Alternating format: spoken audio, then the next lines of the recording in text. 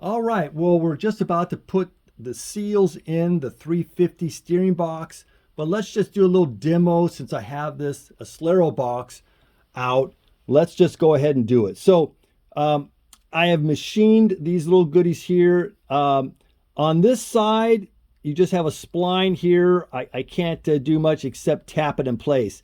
But I've got the clearances set up pretty good so that when I have it on, of course, cleaning the shaft really well, grease up the seal, slide the seal into place there, then put this on and then gently tap it, the least amount of pressure you can do to get her on.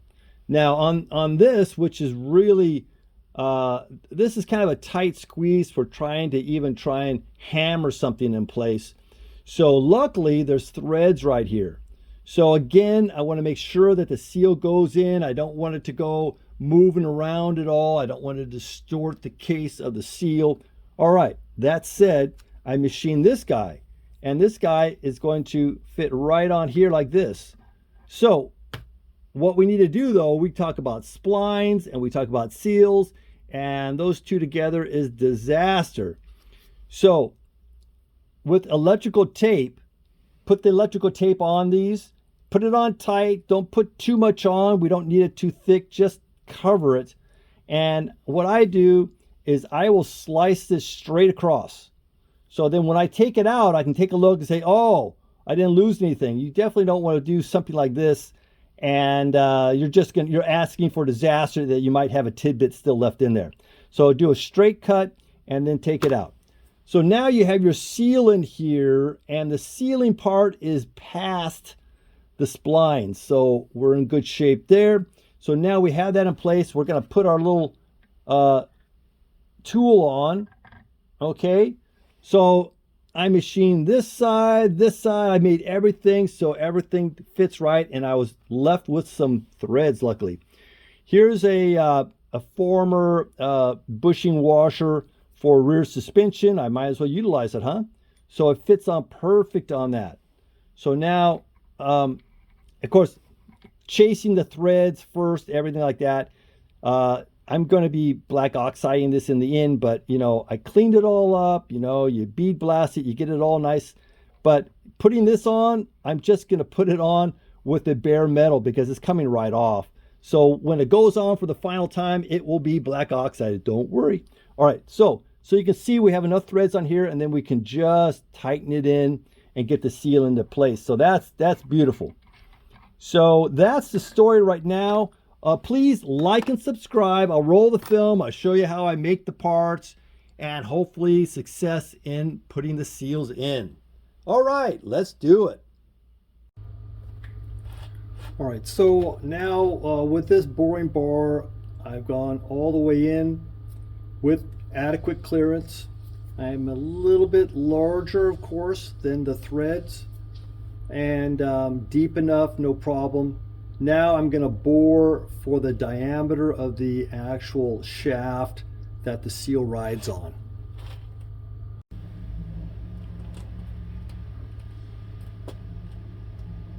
All right, let's check this out.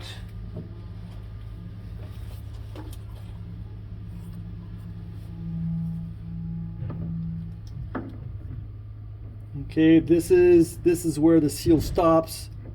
And so I go in about 1/10 of an inch, so I'm real good about that.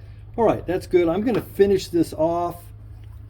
I'll probably give this, maybe a 10,000th lip here. So because when the seal goes in, it's a little bit flexible with the coating, so I want to make sure it goes all the way in. So I'll give this a little bit of relief right there. All right, did some cleanup. Where's it?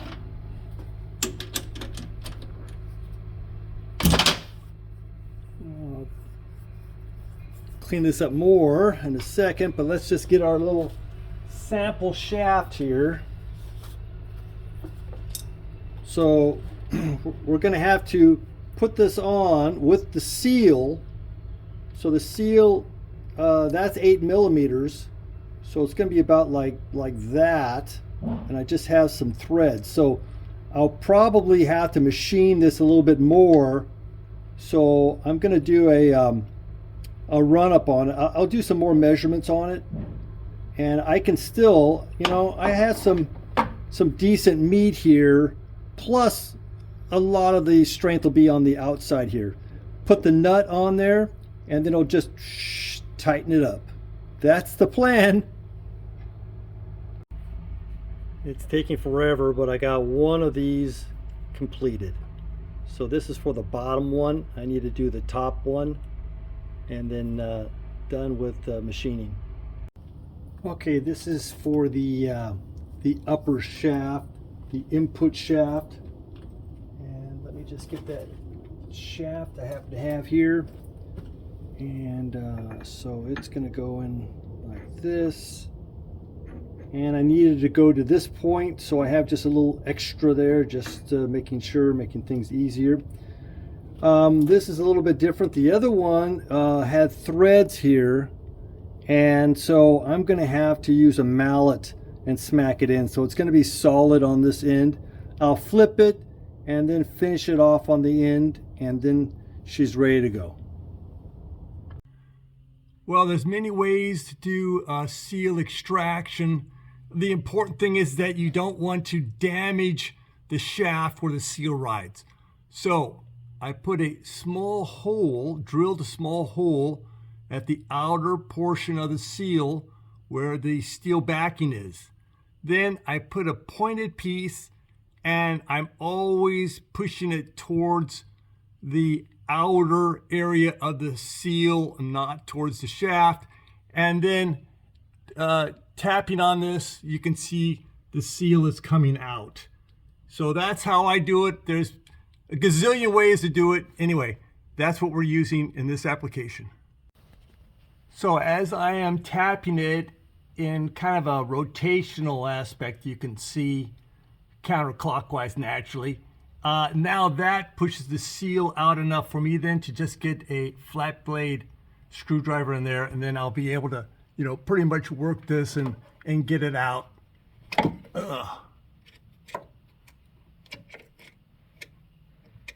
And this way we don't have any damage. Now it's going to leak a little goo and whatnot, so be prepared for a little bit of a mess.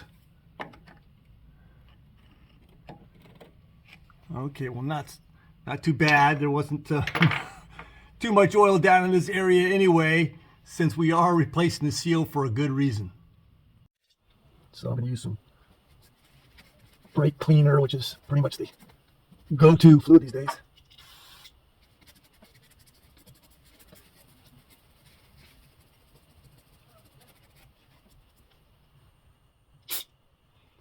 I want this electrical tape to stick in place.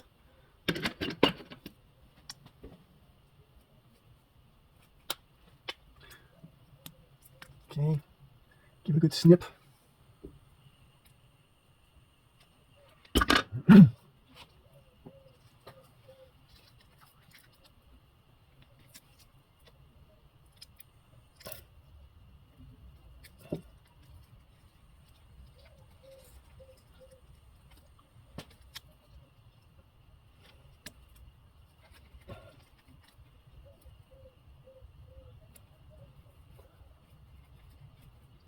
And run off, get a little bit of grease. Put it on some temporary pause. Whoop. Oh, good. Even with greasy fingers, it turned back on. That's a good deal. All right. So just to overdo it a little bit, we'll just put grease on the tape too. Make it good and slippery.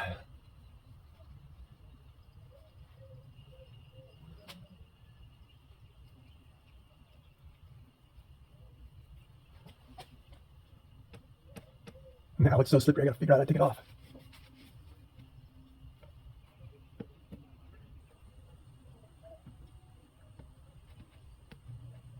Almost.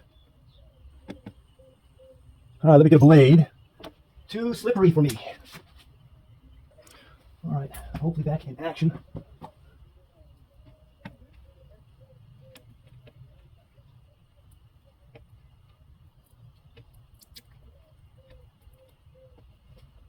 Wow, I really got that tape to really stick on really well.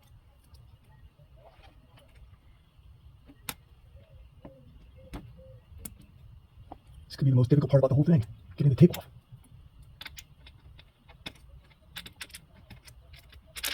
Well, I'll have to check the brand of this tape and definitely pick up more.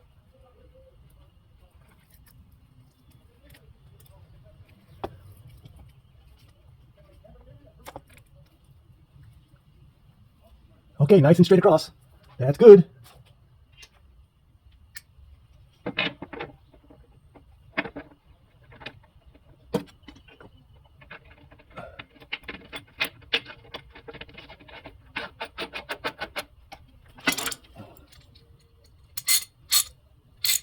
I know this is overkill, but we're not. It's just because the socket's a 32 millimeter. I had to use a half.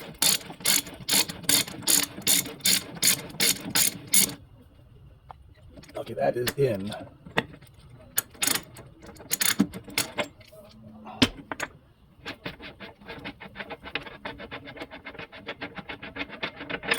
Okay, one down.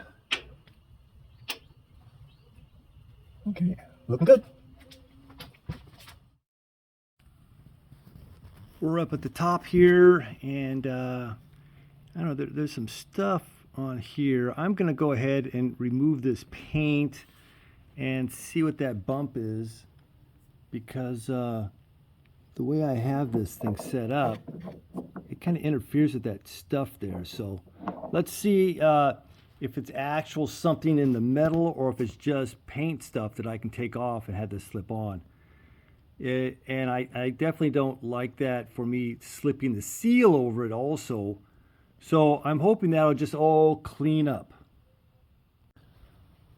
All right, just throwing out a few more questions here. Now, there was a little red mark on here that would line up with the groove right in here on this.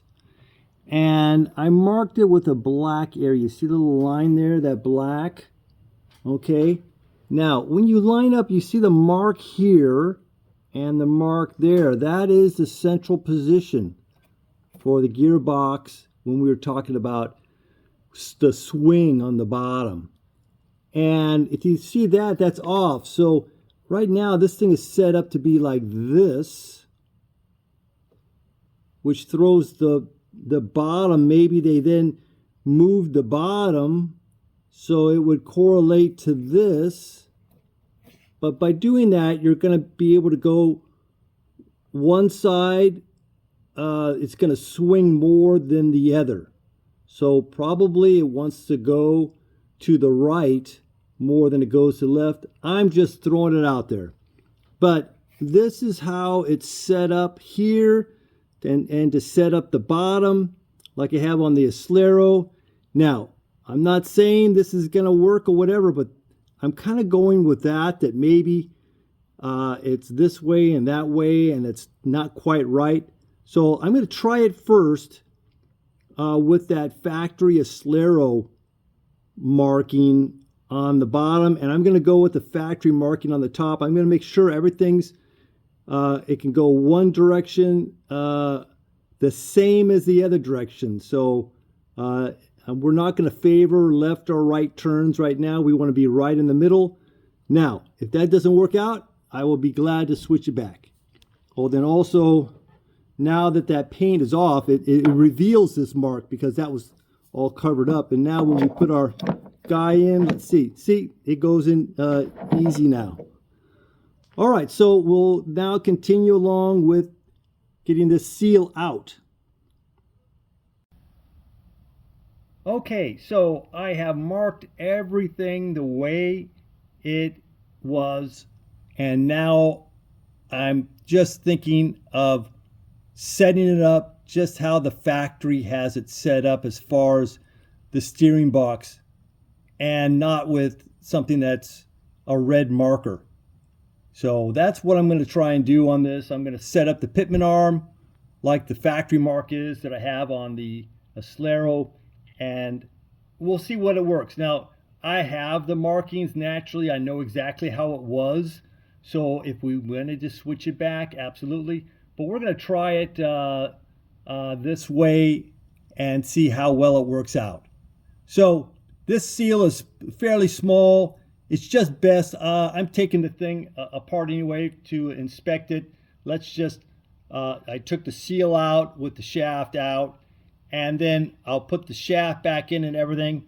And then I'll use the tool then to put the seal in with the shaft in place, and we'll do it that way.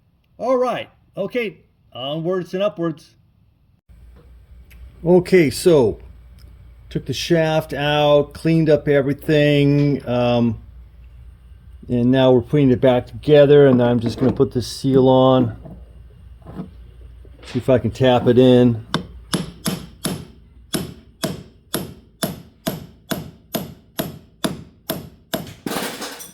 Whoops.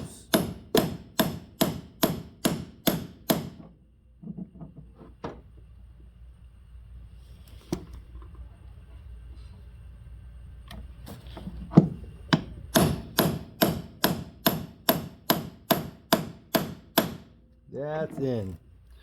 Okay, all right, well that completes this right now.